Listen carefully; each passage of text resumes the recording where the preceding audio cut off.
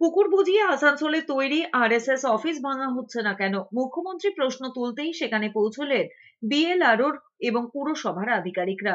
বৃহস্পতিবার হকার উচ্ছেদ নিয়ে বৈঠকে মুখ্যমন্ত্রী আসানসোল পুরসভা এবং প্রশাসনকে আক্রমণ করে বলেছেন, তৃণমূলের বাড়ি ভাঙলে আরএসএস এর নয় কেন?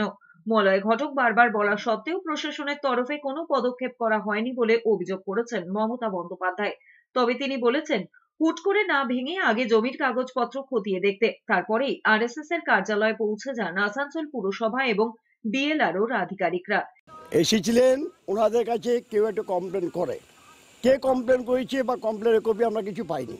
আমাদেরকে চাইছিল এই বিল্ডিংয়ের সাপোর্টিং ডকুমেন্টস, ডিড, এলআর পর্চা, স্যাংশন প্ল্যান, মিউনিসিপ্যালিটি ট্যাক্স।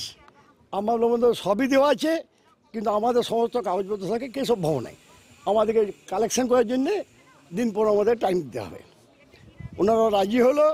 এদিকে দখল নিয়ে মুখ্যমন্ত্রী মমতা বন্দ্যোপাধ্যায়ের নির্দেশের পরেই বৃহস্পতিবার সন্ধ্যে থেকে তৎপরতা শুরু করেছে কলকাতা পুলিশ।